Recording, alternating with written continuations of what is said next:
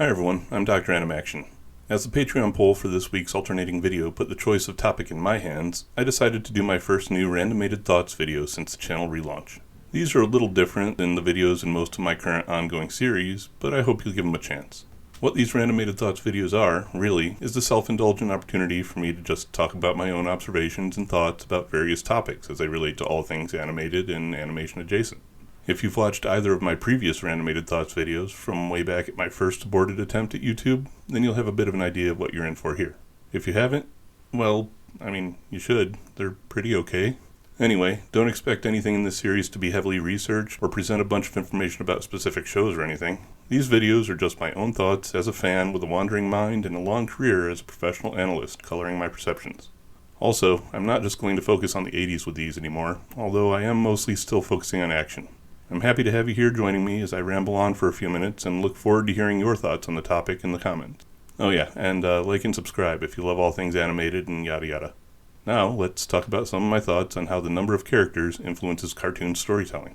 To set some parameters on this discussion, I'll say that when I talk about the number of characters in a show for this topic, that I'm referring to the main protagonist primarily. Meaning that if I mention TMNT, I'm talking about the Four Turtles. So this discussion focuses on the core of a series as the basis for the concepts I'll be throwing out. We'll talk about some observations regarding the other characters in the series at the end. Oh, and I'm focusing purely on heroes for this, with no attention at all paid to the villains. Maybe I'll look into them in a different video. So them's the rules, now let's get into it. I want to start with my most basic overarching observation, and a general rule of thumb I've identified about most cartoon series over the decades. That is that an odd number of characters leans on the action, and an even number of them leans on the characters themselves. I'll be addressing each of the numerical makeups of various casts, so I'll expand more on this as I move forward, but I wanted to put it in everyone's head as a rule of thumb. An at-a-glance starting point, if you will. This way, though, you can check my math on this major thread as we go. You want some explanation behind how I came to that conclusion? Fine. I've always hated showing my work, though. Okay then, I'll expand on that statement a little. Let's look at what an odd-numbered cast means first. Well, for one thing, it means that we're more likely to have a character left alone when the team splits up, meaning more tension and danger for that character. In that sense, it also makes odd-numbered teams ideal for demonstrating that each individual relies on the others in the series to complement their skills and abilities. Feel free to look at sports for more examples of that, as the major sports out there, those being football, baseball, basketball, and soccer, at least here in the US, all of them put an odd number of players on the field at one time. If you're not a sports person, and I'll admit that I had to look these up to verify that I knew what I was talking about, in those sports it goes 11, 9, 5, and 11 again, respectively. Hockey is the odd one out here, or I guess even one out here with 6, but the numbers mostly support my assertion. Odd is also a great number to comprise a roster of to get people subconsciously thinking of a team as a solid unit, or one cohesive entity, as all of the odd numbers below 9 are prime, meaning they're indivisible, except by themselves. Or in terms of characters, unbeatable when working together. At least, that's what I think about that aspect. Is that just me and my math brain, or is that how you all see it too? Whichever it is, let's take a quick look at the even-numbered casts. Even casts represent balance, family, and counterparts to me as I look at the various series. Even numbers can be divided equally, meaning no one in an even cast ever has to be alone. Also, whereas odd groups are complementary, with each member overlapping in a sort of Venn diagram, even numbers tend to lean more toward each member having a counterpart that is opposite to them in some significant way, and instead of an overlap have more of an intersection where their one commonality meets. Sure, even numbers may overlap one or two of their teammates, but that shared space in the Venn diagram for the entire team doesn't necessarily exist here. And finally, I say family because most every family or family-type unit in cartoons is portrayed with an even number of members, probably because of the other traits that I just mentioned. Don't believe me? Name one cartoon with related primary cast members that's an odd number and I'll show you how they're really even. The Herculoids? Yeah, 3-member family, but the primary cast is 8 characters large, but we'll get to that. Plus, as the last point in my even argument, it's easier to remove a primary cast member from an odd lineup temporarily to create more of a character-driven story than it is to add an entirely new one that's not just a momentary guest appearance. Here, I'll show you. Because of the way counting works, let's start with single character casts. These are exclusively the domain of superheroes in cartoons. Really. Superheroes only appear in solo or ensemble. I know Robin started showing up a lot more in later Batman the Animated Series, but we'll get to that too. In general, the single character format is going to be one in which we pit the hero against overwhelming odds, or an obstacle that one person shouldn't be able to overcome. These stories allow us to focus not only on a single character, but often just a single aspect of that character, depending on the situational needs. It means that we don't confuse the significance of what's being portrayed by having alternative perspectives and opinions. That's a big reason that single hero characters are often associated with morality tales too, as not only is it easier to present their singular vision, but it's easier to portray individual and inner conflict when that vision's challenged. The other piece of a single character narrative that lends itself to the hero story is that unlike other odd-numbered teams, a single hero never feels isolated and alone, because that's the way they start. So we never feel like anything is missing for us or them. Let's move on to the two-person cast though, which are shows built on the relationship first and action second. There really aren't a lot of these out there, to tell the truth. A few of them showed up in the Super 7, like Super Stretch and Micro Woman or Manta and Moray, but beyond that we really only have a few like SWAT Cats and Double Dragon.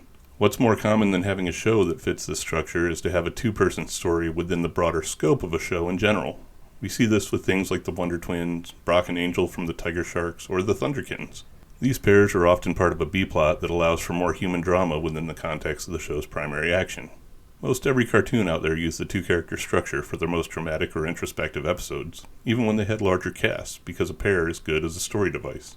Also, from a writing perspective, it's easier to do dramatic and heartfelt conversation between a duo than it is to spread something like that around an entire cast.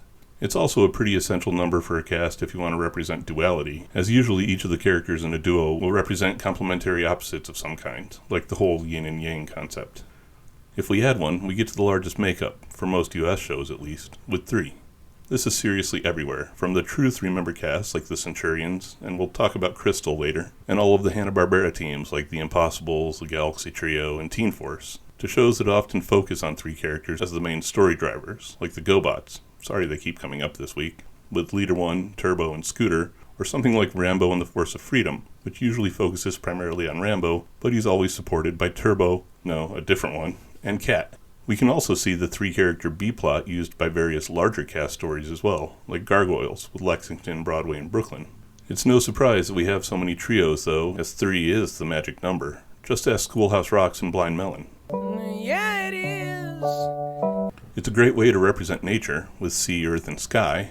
For Americans, it's a great way to sneak in some patriotism, as we're groomed to think in threes about a lot of things, from the red, white, and blue to the executive, legislative, and judicial branches. It tends to make 3 feel American. At least to me, it seems that way. From a storytelling perspective, it allows for an interesting group dynamic, as a 3-way vote will never tie, and that in turn can create great 2-on-1 conflict. A cast of 3 characters can introduce isolation into a story by having a member separated from the safety of numbers, and lastly, the inherent dimensionality of 3 gives us a sense of completeness, making it the minimum necessary number for an actual team, and when one is missing, we kind of feel unsettled.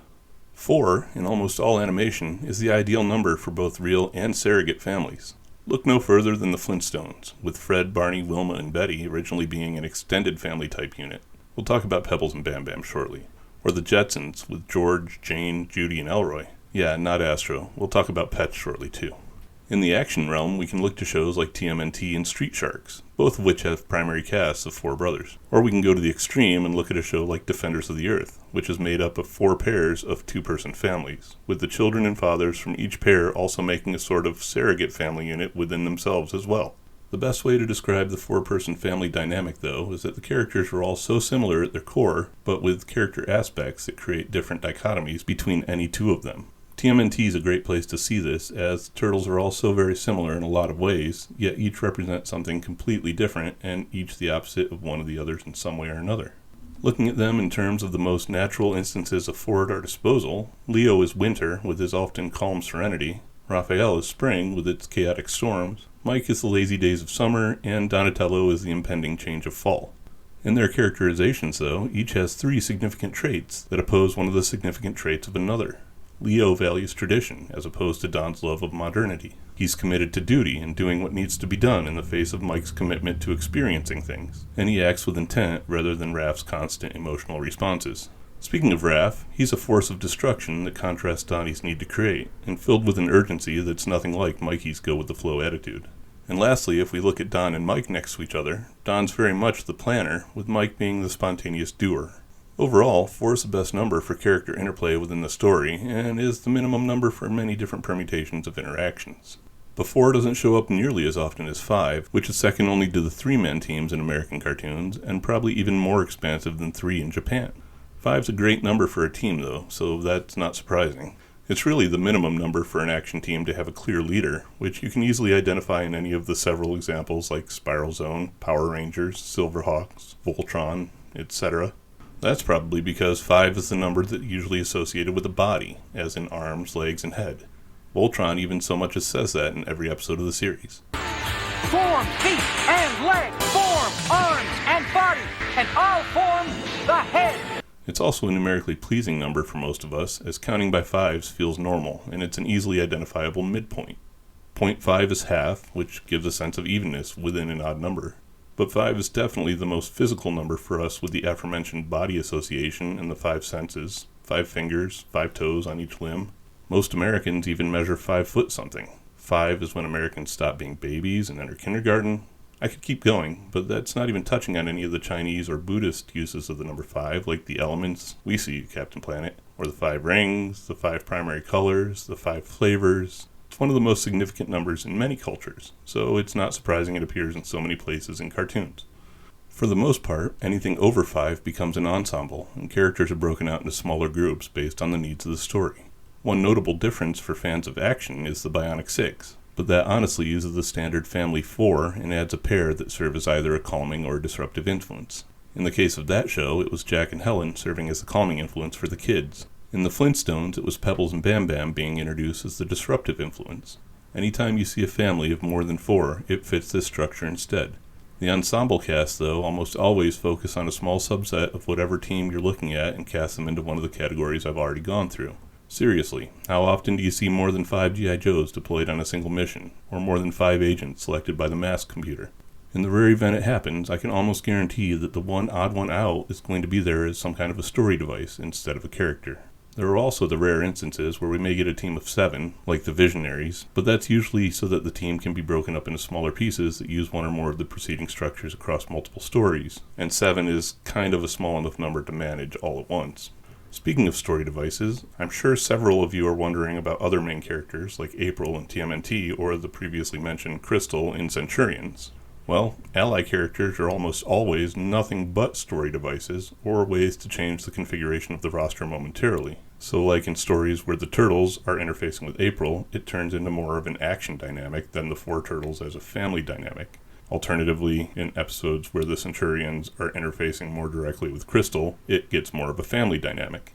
These characters usually don't impact the core concept of the roster. The same can be said about the mentor characters like Splinter or even Snarf or Niddler from Pirates of Darkwater.